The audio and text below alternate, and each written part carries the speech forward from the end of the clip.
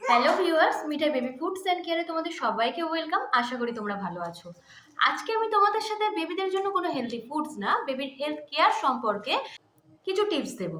যেরকম বেবিদের ঠান্ডা লেগে গেলে আমরা হোম রেমেডি অ্যাপ্লাই করে কিভাবে তাদের সুস্থ রাখতে পারি বা সুস্থ করতে পারি। দেখো, বেবিদের ঠান্ডা যে কোনো কারণেই লাগতে পারে, সেটা ওয়েদার চেঞ্জিং হতে পারে বা অন্য কারণেও হতে পারে। তো বাচ্চাদের ঠান্ডা লাগলে কিভাবে তাদের আমরা ঘরোয়া পদ্ধতি অ্যাপ্লাই করে সুস্থ করব, সেই সম্পর্কে কিছু টিপস। এটি তোমাদের বেবিদের জন্য খুব কার্যকরী হবে। তো দেখো, আমাদের সবার প্রথম যেটা করতে হবে সেটা হলো বাচ্চার ঠান্ডা কি কারণে লেগেছে। হ্যাঁ, বাচ্চার কি কারণে ঠান্ডা লেগেছে সেটাকে আগে আমাদের খুঁজে বের করতে হবে। খুঁজে বের করতে হবে বাচ্চার ঠান্ডা লাগার উৎস কি। সেই উৎসটা যদি আমরা না খুঁজে বের করতে পারি, তাহলে কিন্তু আমরা কোনোভাবেই বাচ্চাকে যত রকম হোম রেমেডি অ্যাপ্লাই করি সুস্থ করতে পারবো না। তো আমাদের প্রথম কাজ কি? আমাদের প্রথম কাজ হচ্ছে বাচ্চার কি কারণে বারে বারে ঠান্ডা লাগছে সেই কারণটাকে খুঁজে বের করা।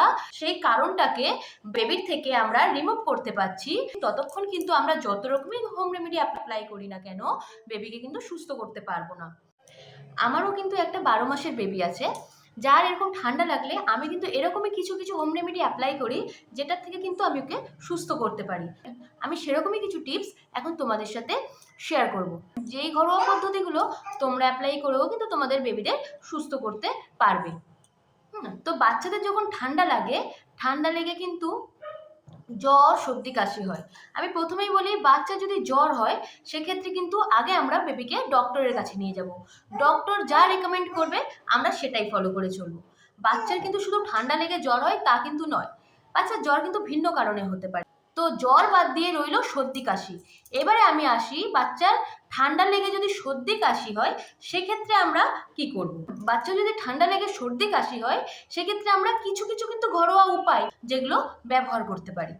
বাচ্চার যদি দেখছো ঠান্ডা লেগেছে, ঠান্ডা লেগে বাচ্চার নাক থেকে কাঁচা জল আসছে, বাচ্চা ঘ্যান ঘ্যান করছে, দেখবে এমনি আমরা বড়রা আমাদেরই যদি ঠান্ডা লেগে যায় আমরাই খিটখিটে হয়ে যাই। তো সেক্ষেত্রে একদম বাচ্চা যারা, তাদের তো বুঝতেই পারছো তারা কতটা বিরক্ত বোধ করে। তো বাচ্চা যদি ঠান্ডা লেগে যায় সেক্ষেত্রে আমরা প্রথমেই যেটা করব সেটা হচ্ছে আমরা মাস্টার্ড অয়েল মাসাজ করব। কিন্তু যখন স্পেশালি বাচ্চার ঠান্ডা লাগবে তখনও কিন্তু অনেক সময় আমরা এই মাস্টার্ড অয়েল মাসাজের দ্বারাই সুস্থ করতে পারি।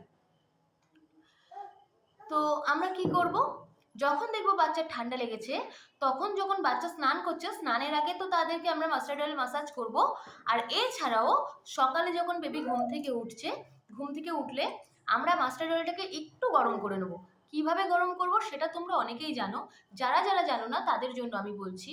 আমরা একটা বড় পাত্রে জল নেব, সেই জলের মধ্যে একটা ছোট্ট বাটিতে করে মাস্টার্ড অয়েল নেব, নিয়ে ওই গরম জলের মধ্যে বসিয়ে দেবো। বসিয়ে দেওয়ার পরে দেখবে অয়েলটা না গরম হয়ে যাবে। তো বেবিদের গায়ে যখন আমরা অয়েলটা অ্যাপ্লাই করব তার আগে আমরা হাতে ভালো করে অয়েলটাকে নিয়ে দেখবো যে সেটা কতটা গরম। এটা দেখে নেবো যে বেবিদের ত্বকে সেটাকে আমরা অ্যাপ্লাই করতে পারবো কিনা। এবার সেরকম একটা আমরা দেখে নিয়ে ওই অয়েলটাকে কি করব, বেবি সারা বডিতে অ্যাপ্লাই করব। এটা তো আমরা স্নানের আগে করছি। এছাড়াও যখন বেবি সকালবেলা ঘুম থেকে উঠছে, যখন ঠান্ডা লেগে আছে, তো সেই ক্ষেত্রে ওই রকমই আমরা একই প্রসেসে অয়েলটা নিয়ে বেবির হাতের তেলোই, পায়ের তেলোই, বুকের ছাতিতে, পিঠের ছাতিতে, গলাতে, এরকম কানের পিছনে পিছনে ভালো করে মাসাজ করে দেবো। হ্যাঁ, করে দিলাম।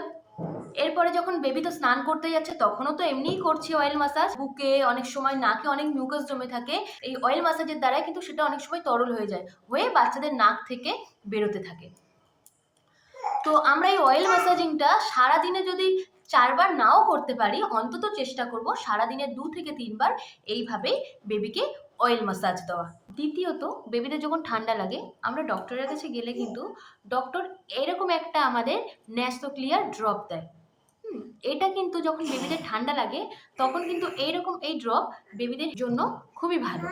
এটা কিন্তু সেরকম কিছু না, এটা কিন্তু এক প্রকার লবণ জলই তোমরা বলতে পারো। এই ন্যাসোক্লিয়ার ড্রপ যখন ওদের ঠান্ডা লাগে তখন যদি আমরা ওদের দুটো নাকের ছিদ্রে 1 ফোঁটা করে দিয়ে দিই, কিছুক্ষণ পরে দেখবে ওদের নাকের ব্লকেজ খুলে যায়। এক্ষেত্রে তোমাদের আমি একটা কথা বলি, এই ন্যাসোক্লিয়ার ড্রপ যদি তোমাদের হাতের কাছে না থাকে তখন তোমরা একটা ঘরোয়া উপায়, তো তোমরা যেটা করবে, একদম কুসুম উষ্ণ জলে হাফ কাপ মতো নেবে একটু কুসুম উষ্ণ জল, তার মধ্যে একদম 1 চিমটে মতো একটু লবণ দিয়ে সেটা একটা পরিষ্কার ড্রপারে করে নিয়ে প্রত্যেক 2 ঘন্টা অন্তর বেবির দুটো নাকের ছিদ্রে 1 ফোঁটা করে দিয়ে দেবে।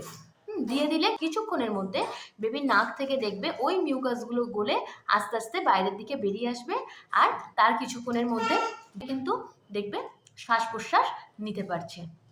আর এটার জন্য তোমরা কি করবে, তোমরা যখন বেবি ঠান্ডা লেগে থাকবে তখন একটা নোটপ্যাড ইউজ করতে পারো। আর একান্তই যদি নোটপ্যাড না ইউজ করতে পারো সেক্ষেত্রে তোমরা মোবাইলে রিমাইন্ডার দিয়ে রাখো, যেটা আমি করি। প্রত্যেক 2 ঘন্টা অন্তর যাতে বেবিকে তোমরা এই ন্যাসোক্লিয়ার ড্রপটা দিতে পারো। এই স্যালাইন ড্রপটা বেবিদের শুধু যে ঠান্ডা লাগলে তোমরা ইউজ করবে তা কিন্তু না। অনেক সময় দেখবে এসি চালালে বাচ্চাদের নাকটা কিন্তু ড্রাই হয়ে যায় বা শুষ্ক হয়ে যায়। সেক্ষেত্রেও যদি তোমরা সেম প্রসেসে 1 ফোঁটা করে তাদের দুটো নাকের ছিদ্রে দিয়ে দাও, কিন্তু তাদের দেখবে কিছুক্ষণের মধ্যে তারা অনেকটা রিলিফ পাবে। তো যখন দেখবে বেবিদের ঠান্ডা লেগে থাকে তখন কিন্তু বেবিরা খেতে চায় না। ওদের কী হয় বলো তো, নাকটা ব্লক হয়ে থাকে, নাকের এই প্যাসেজটা না মিউকাস জমে আটকে থাকে। তো সেক্ষেত্রে কি হয়, যখন ওরা কিছু খেতে যায় তখন মুখটাও বন্ধ হয়ে যায়, তো তখন ওরা নিঃশ্বাসটা ঠিকঠাক নিতে পারে না। তাই জন্য খাওয়াতে গেলেই দেখবে বাচ্চারা বিরক্তি বোধ করে। তো তখন আমরা যেটা করব সেটা হলো বেবিদের খাওয়ানোর কিছুক্ষণ আগে অন্তত 10 মিনিট আগে দুটো নাকের ছিদ্রে 1 ফোঁটা করে এই ন্যাসোক্লিয়ার ড্রপটা দিয়ে দেবো। দিলে কি হলো, নাকের মধ্যে যে সমস্ত সর্দিগুলো থাকে সেগুলো তরল হয়ে বেরিয়ে আসছে, নাকের প্যাসেজটাও ফাঁকা হয়ে যাচ্ছে, তখন তারা ঠিকঠাকভাবে খেতে পাচ্ছে। তো ন্যাসোক্লিয়ার ড্রপটা কিন্তু বাচ্চাদের ঠান্ডা লাগলে সেক্ষেত্রে খুবই উপকারী। আর যেটা আমরা করব, বাচ্চার ঠান্ডা লেগে থাকলে এই ন্যাসোক্লিয়ার ড্রপটা সারাদিনে অন্তত 8 থেকে 10 বার আমরা কিন্তু ওদেরকে দিতে থাকবো। দুটো নাকের ছিদ্রে 1 ফোঁটা করে 1 ফোঁটা 1 ফোঁটা করে দুটো নাকের ছিদ্রে দিতে থাকবো। আর যখন দেখবো খুব ঠান্ডা লেগেছে তখন 2 ফোঁটা করে দেব। যখন বাচ্চা রাত্রেবেলা ঘুমাবে তখনও কিন্তু আমরা একইভাবে তাদেরকে ফলো রাখবো যে তাদের নাকের প্যাসেজটা কোনোভাবে ব্লক হয়ে গেছে নাকি মিউকাস জমে। তখনও আমরা ওই একইভাবে দুটো নাকের ছিদ্রে 1 ফোঁটা করে ওই স্যালাইন ড্রপ দিয়ে দেবো।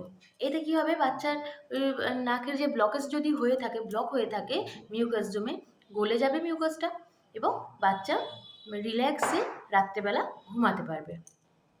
তো তোমরাও কিন্তু এরকম স্যালাইন ড্রপ ইউজ করতে পারো বাচ্চা যখন ঠান্ডা লেগে থাকবে। 3 নম্বর হচ্ছে ভ্যাপোরাইজার। বাজারে দেখবে অনেক রকমই ভ্যাপোরাইজার থাকে। আমাদের বড়দের যখন ঠান্ডা লাগে আমরা কিন্তু দেখবে গরম জলের মধ্যে নানান রকম মেডিসিন দিয়ে আমরা ওই ভ্যাপারটা নিতে থাকি। হ্যাঁ, যেরকম অমৃতরঞ্জন হোক যাই হোক, নিলে কি হয় আমাদের নাকের প্যাসেজগুলো খুলে যায়, আর নাকে যদি কোনো রকম মিউকাস থাকে সেগুলো গলতে শুরু করে, বুকের মধ্যে কোনো মিউকাস থাকলে সেগুলোও আস্তে আস্তে তরল হয়, তাতে কিন্তু আমরা খুব ইজিলি শ্বাসটা নিতে পারি। কিন্তু বেবিদের ক্ষেত্রে তো সেটা সম্ভব হয় না। তো সেক্ষেত্রে কিন্তু বেবিদের জন্য বাজারে নানান কোম্পানির দেখবে এরকম ভ্যাপোরাইজার আছে।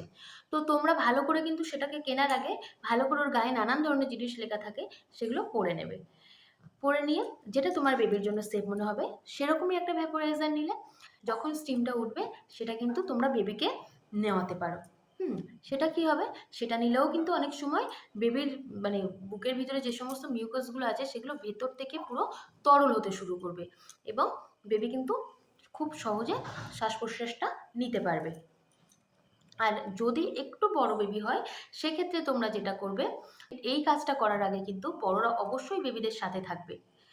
তোমরা একটা ওরকমই আমরা বড়রা যেভাবেই একটা পাত্রে করে গরম জল নিয়ে যেভাবে আমরা ভ্যাপার নিই, তোমরা যদি একটু বড় বাচ্চা হয় মানে যারা একটু বুঝতে শিখেছে বা বোঝে, তাদেরও তোমরা ওই একই প্রসেসে একটা পাত্রের মধ্যে গরম জল নিয়ে টাওয়েল দিয়ে ওদের চাপা দিয়ে ওই ভাপটা নেওয়াতে পারো। আর যখন ওরা এইভাবে ভ্যাপারটা নেবে তখন কিন্তু তোমাদের বড় কাউকে ওর সাথে অবশ্যই থাকতে হবে, সেটা মা হতে পারে বা বাবা হতে পারে বা বড় কেউ থাকবে। কেন বলো তো, বড়রা কেউ যদি তার সাথে না থাকে তাহলে কিন্তু যে কোনো সময় কিছু একটা বিপদ ঘটতে পারে। এবারে কিছু খাওয়া দাওয়ার বিষয়ে আসি। এখানে আমি বলি একদমই যদি ছোট বাচ্চা হয় মানে ওই 0 থেকে 6 মান্থ অবধি ধরো, তখন যখন বাচ্চাদের ঠান্ডা লাগবে তখন তোমরা বেবিদের বারে বারে কিন্তু ব্রেস্ট ফিডিং করাবে। কেন কি যখন ওদের ঠান্ডা লাগে না, ওদের ইমিউনিটি অনেকটা কমে যায়। তো সেক্ষেত্রে ব্রেস্ট মিল্কের মধ্যে যে অ্যান্টিবডিগুলো থাকে সেগুলো কিন্তু বাচ্চাদের সুস্থ করতে অনেকটাই সাহায্য করে। আর যেসব মায়েদের একদমই ব্রেস্ট মিল্ক হয় না, তারা যতটুকু হয় ততটুকুই খাওয়াবে। আর যারা একটু একটু সবে সবে সলিড খেতে শিখেছে বা যে সমস্ত বেবিরা সলিড খেতে পারে, তাদের ক্ষেত্রে তোমরা কিছু কিছু খাবার দিতে পারো, যেটা কিনা দিলে তারা কিন্তু সেই খাবারটার মধ্যে সব রকম পুষ্টিও পাবে এবং যেটা খুব সহজেই খেতে পারবে এবং অল্প পরিমাণে খেয়ে অনেকটাই তারা সেটা থেকে পুষ্টি নিতে পারবে, বা যেটা তাদের হেলথের জন্য খুব ভালো হবে। বেসিক্যালি বড়দেরও তো ঠান্ডা লাগলে বড়রাও তো সেভাবে খেতে পারে না, সেক্ষেত্রে কিন্তু বাচ্চারাও কিন্তু একইভাবে সেরমভাবে খেতে পারে না।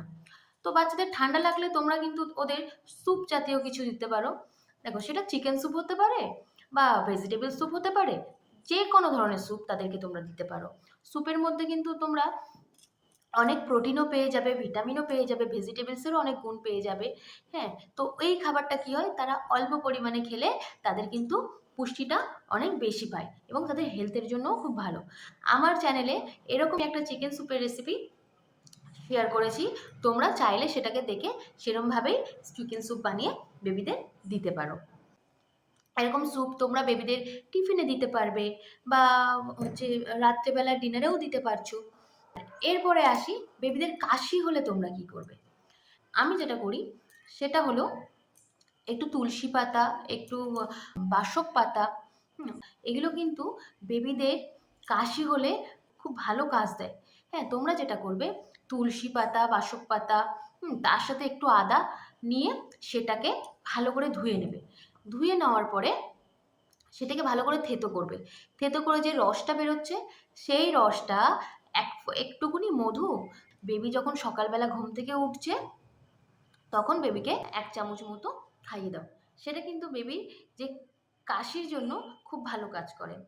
আর একান্তই যদি তোমাদের বেবিরা ওইভাবে না খেতে চায়, তাহলে তোমরা তুলসী পাতা নেবে, বাসক পাতা নেবে আর 1 টুকরো আদা নেবে।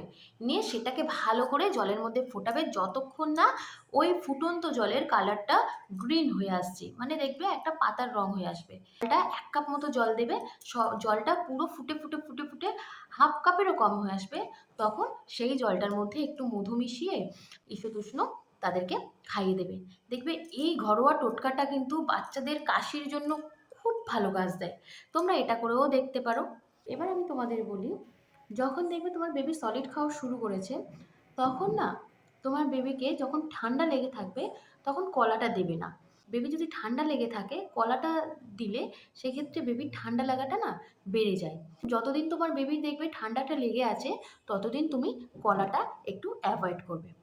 আর যেটা করবে সেটা হলো, বেবিদের যখন ঠান্ডা লেগে থাকবে তখন না তোমরা ওই কদিন বেবিকে ন্যাপি পরিও না, তোমরা বেবিকে ডাইপার পরানোর চেষ্টা করো। তোমরা যখনই না একটু মানে খেয়াল করতে পারবে না, ওই ন্যাপি ভিজে থাকলে কিন্তু সেই ন্যাপি থেকেও বাচ্চার ঠান্ডা লাগাটা বেড়ে যেতে পারে। সেক্ষেত্রে আমি বলবো, বাচ্চাদের যতদিন ঠান্ডা লেগে থাকবে তোমরা একটু নিয়ম করে তাদেরকে ডাইপার পরিয়ে যাবে। তো তোমরা এইভাবেই কিছু হোম রেমেডি অ্যাপ্লাই করে কিছুদিন দেখো যে বেবির কোনো ইমপ্রুভমেন্ট হচ্ছে কিনা। যদি বেবির দেখো ইমপ্রুভমেন্ট হচ্ছে, তাহলে সেক্ষেত্রে তোমরা এই হোম রেমেডিগুলোই কয়েকদিন কন্টিনিউ করতে থাকো। আর যদি দেখো, হ্যাঁ, তবে এই ক্ষেত্রে আমি একটা কথা বলি, যখন দেখবে বেবির মানে ঠান্ডা লাগাটা শুরু হয়েছে, সেই টাইমটা থেকে যদি তোমরা এই হোম রেমেডিগুলো অ্যাপ্লাই করে দেখো যে বেবির ঠান্ডা লাগাটা কমছে, তাহলে আমি বলবো এই হোম রেমেডিগুলো বেশ কয়েকদিন তুমি অ্যাপ্লাই করো, দেখবে অনেকটাই বাচ্চা কিন্তু সুস্থ হয়ে যাবে। আর যদি দেখো যে এই হোম রেমেডিগুলো অ্যাপ্লাই করে বাচ্চার কোনো ইমপ্রুভমেন্ট হচ্ছে না বা বাচ্চা সুস্থ হচ্ছে না, সেক্ষেত্রে তোমরা যেটা করবে সেটা কিন্তু আগে বেবিকে ডক্টরের কাছে নিয়ে যাবে। আর ডক্টর যেটাই রেকমেন্ড করবে তোমরা সেটা ফলো করবে। তো বেবির ঠান্ডা লাগলে তোমরা এরকমভাবেই কিছু হোম রেমেডি অ্যাপ্লাই করে বেবিকে সুস্থ করতে পারবে। আর এরকম ধরনের যদি আরও তোমরা কিছু ঘরোয়া টিপস পেতে চাও, তাহলে আমার চ্যানেলটাকে লাইক, কমেন্ট আর শেয়ার করো। আর অবশ্যই সাবস্ক্রাইব করে পাশে থাকা বেল আইকনটি প্রেস করে দিও।